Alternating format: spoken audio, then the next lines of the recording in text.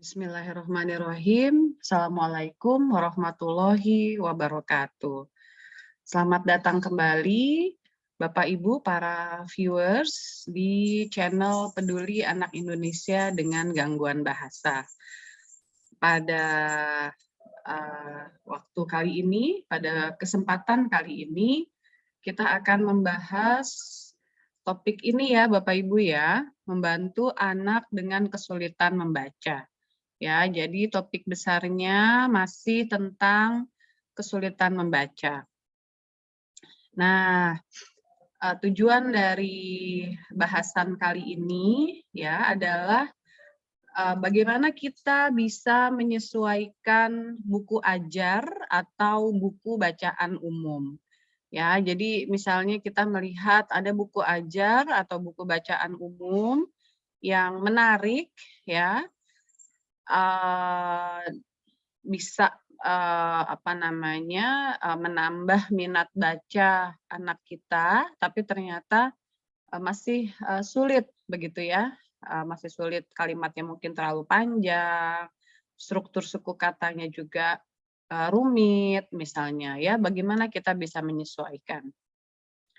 Kemudian, bahasan kali ini juga akan berguna jika kita ingin menyusun tes ya Bapak Ibu atau ulangan. Jadi tes atau ulangan atau ujian yang lebih friendly gitu ya, yang lebih cocok gitu untuk anak-anak dengan kesulitan membaca. Ya, jadi sehingga ya anak-anak kemudian bisa menunjukkan kemampuannya ya. Jadi jangan sampai nilai yang, kurang ya itu disebabkan karena, tesnya yang formatnya ya misalnya kalimatnya terlalu panjang ya, hal-hal seperti itu, formatnya tidak friendly untuk anak-anak kita. Ya jangan sampai gitu, karena bisa saja ketika formatnya tersebut dibuat lebih cocok gitu ya, mereka bisa mengerjakan. Nah, bagaimana kita melakukannya ya? Ada beberapa hal yang bisa kita sesuaikan. Hal pertama, Bapak Ibu ya, terkait membantu tadi ya, adalah jumlah suku kata. Ya, ini ada perannya nih Bapak Ibu dan bisa kita sesuaikan. Ya, jumlah suku kata dan struktur suku kata. Ya, ini bisa kita dan harus ya, harus kita perhatikan. Maksudnya bagaimana? Nah, bisa kita ambil satu semacam panduan ya.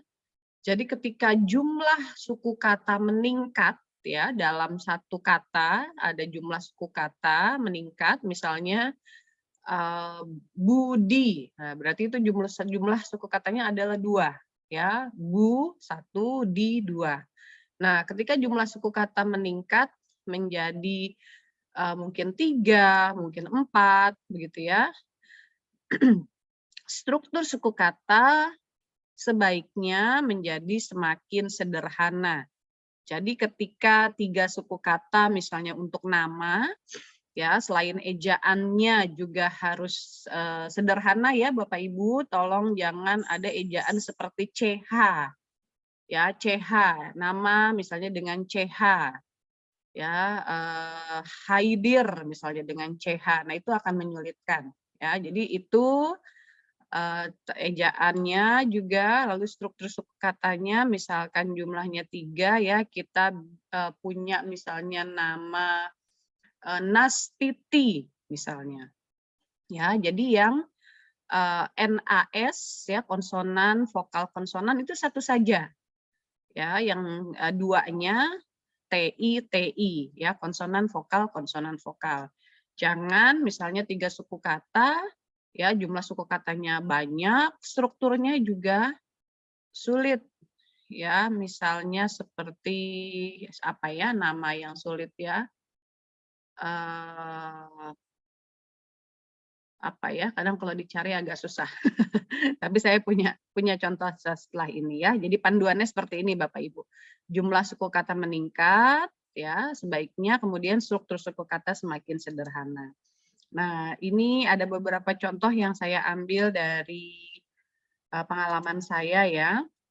Jadi misalnya dua suku kata nama Siti. Nah, ini sangat sangat mudah biasanya ya. Jadi bisa diperbanyak yang seperti ini ya. Baik, jadi sudah jumlah suku katanya cuma 2 si dan ti begitu ya, strukturnya juga mudah. Nah yang kedua, kata bangun. 2 suku kata dengan satu saja yang mempunyai digraf ng. Ya, jadi jangan ng-nya misalnya ada satu lalu di depannya ada ny. Nah itu susah ya.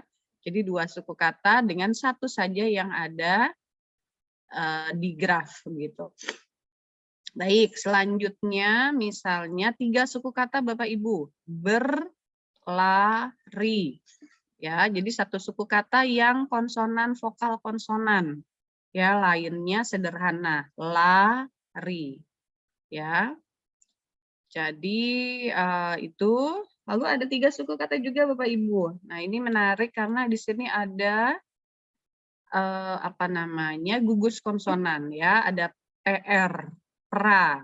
Nah, di sini satu saja nih yang dengan gugus konsonan, yang lainnya sederhana ya, mu konsonan vokal, k konsonan vokal, seperti itu.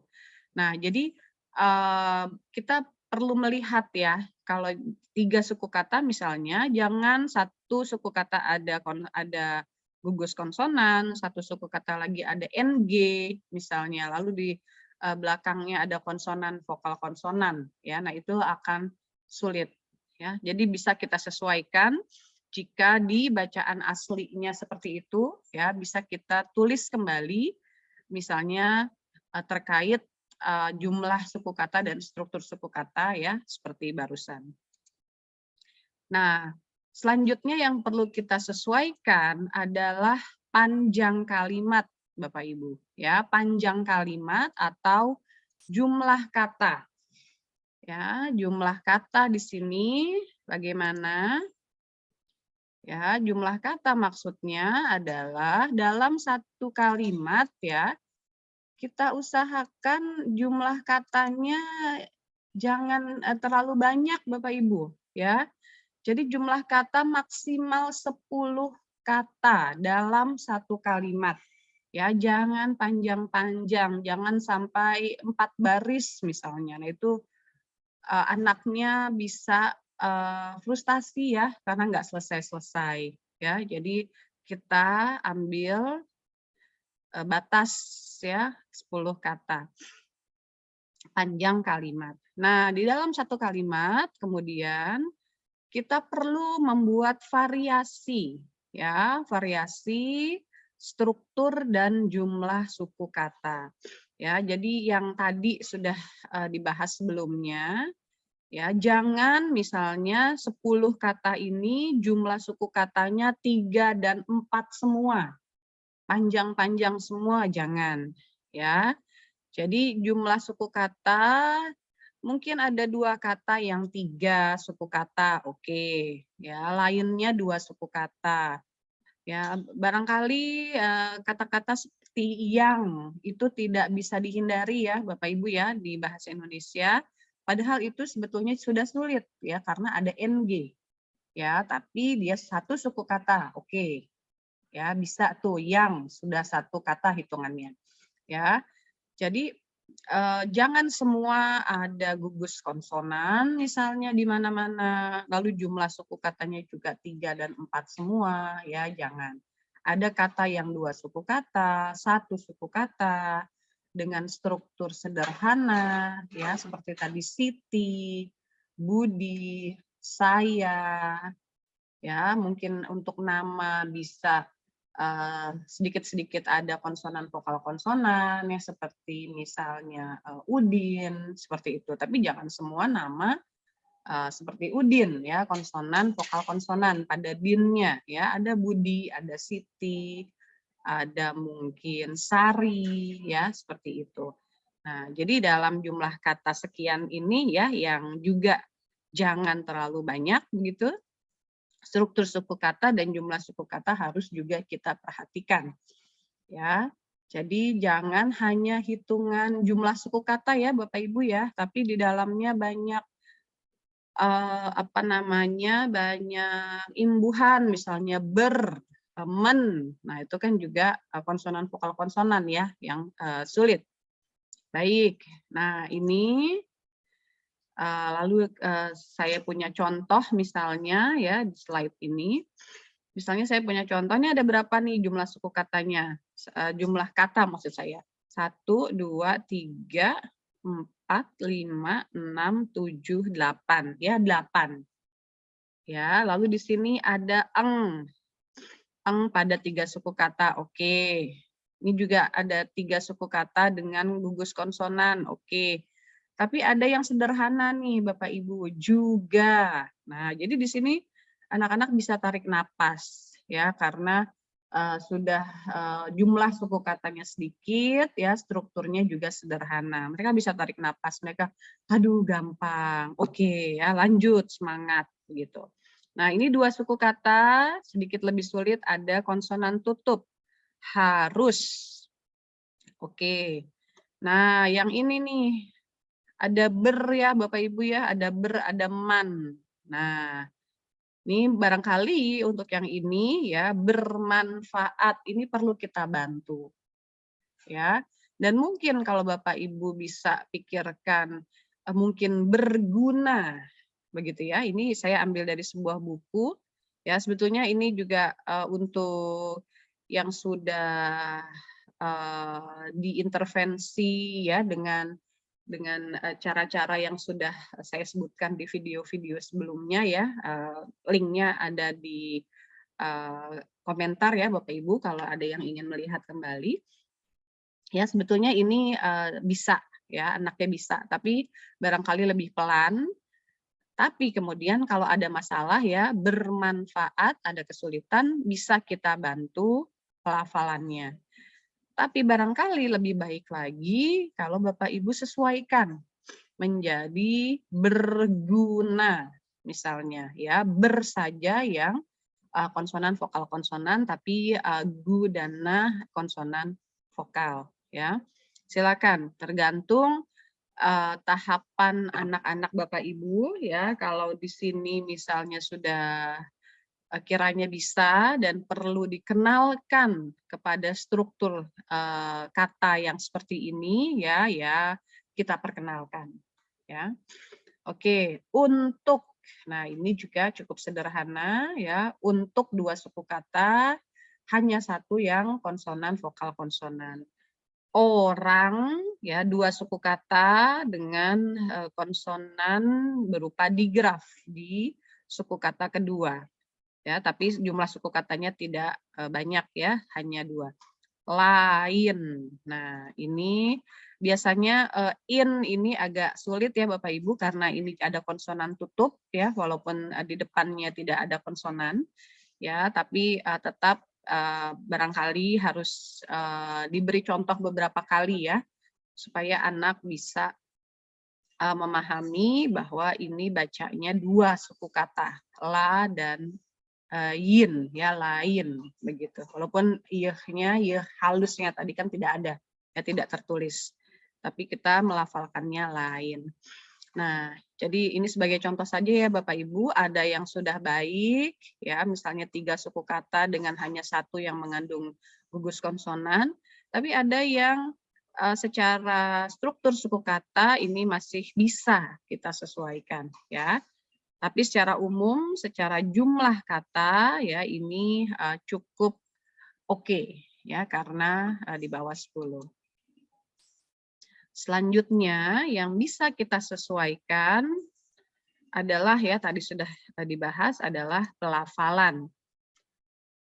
Nah, pelafalan ya memberi contoh ya Bapak Ibu karena kita menghindari anak merasa frustasi dan kita membantu dia juga ya untuk memberi pengalaman. Oh, kalau bacanya begini, tulisannya begini. ya untuk membantu memberikan pengalaman terkait menghubungkan ya atau mapping antara bentuk katanya yang tertulis gitu ya, huruf-hurufnya dan pelafalannya. Nah, selanjutnya nih, peran ukuran font, bentuk font, dan spasi antar baris ya, font atau huruf ya, Bapak Ibu. Nah, di sini bentuk ukuran font ya Bapak Ibu jangan terlalu kecil ya. Kita coba 14 ya, kita coba yang jangan terlalu kecil, kita besarkan menjadi 14. Lalu bagaimana bentuk fontnya? Ya, bentuk font sederhana dan familiar. Ya, jadi misalnya huruf G. Ya, kalau memang anak terbiasa dengan tulisan tangan ya dan juga tulisan dicetak ya, tulisan cetak atau di buku itu G yang seperti ini ya Bapak Ibu, kita bentuk seperti ini, kita sesuaikan ya, jangan dengan G yang bentuk yang ada yang satu lagi paling tidak ya yang lebih rumit, nanti dia bingung. Nah, juga dengan huruf A, ya huruf A, ini kan yang ini lebih sederhana ya dibanding satu lagi yang ada topinya. Bisa kita sesuaikan juga, cari font yang seperti ini, sederhana dan familiar. Lalu huruf T, ada beberapa font yang T-nya itu ya tidak ada ujung ini Bapak Ibu, di bawah lalu agak ke kanan begitu ya. Ada apa ya seperti kail pancing begitu ya, ini tidak ada, hanya seperti lurus saja lalu seret begitu. Nah itu bisa kemudian menimbulkan masalah ya. Jadi anak biasanya taunya T itu yang ada lengkungnya. Nah kita cari yang ada lengkungnya, fontnya ya. Juga kadang-kadang dengan huruf F ya Bapak Ibu, F bisa juga bermasalah ya karena ada juga lengkung ya dan bentuk-bentuk yang dibedakan ya, berbeda antara font satu dengan yang lain. Ya, lalu di sini contoh yang juga biasa terjadi J ya, J kita cari yang anak familiar ya. Jadi kalau J biasanya itu ada lengkung di bawah ke kiri dan bentuknya memang letaknya begitu ya, J ini lebih panjang ke bawah daripada font atau huruf yang lain, berarti ya yang seperti ini yang kita cari, ya kita sesuaikan. Ya, dan kita sendiri juga harus memahami anak familiarnya kepada yang mana, lalu kita sendiri juga menulis dan memilih fontnya juga harus konsisten, begitu. Ya, karena ini bentuk font ya Bapak Ibu dan ukuran font ini kadang menjadi penentu ya, menjadi penentu performa anak seperti itu. Ya, bukan dia nggak bisa baca, tapi tulisannya terlalu kecil atau fontnya ribet begitu ya, bukan yang dia familiar. Nah, itu kita jadi salah sangka ya, padahal dia bisa seperti itu dan mengurangi frustasinya anak juga ya, membuat dia senang karena dia bisa.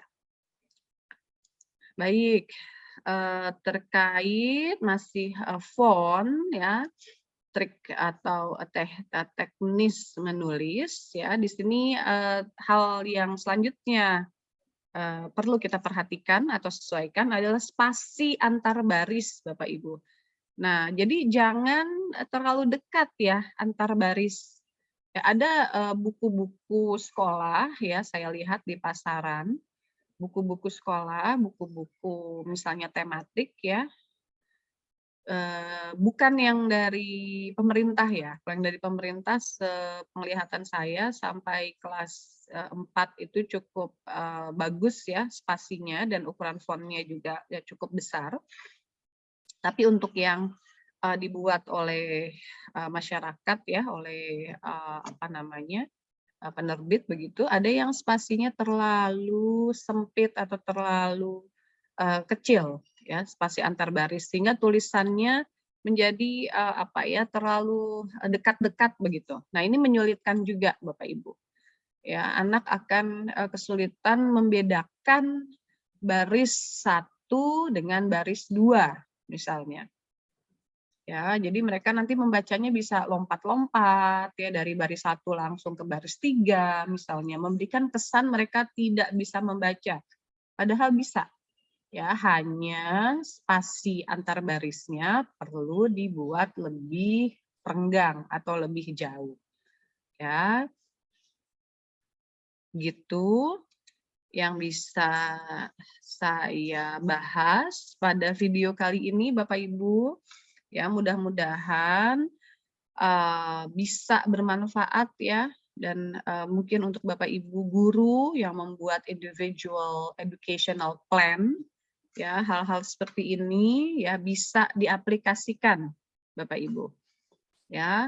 Jika Bapak Ibu suka dengan, eee, konten-konten channel ini ya mohon bisa like, subscribe, dan komen ya. Terima kasih. Alhamdulillahirrabbilalamin. Assalamualaikum warahmatullahi wabarakatuh. Sampai ketemu lagi. Terima kasih.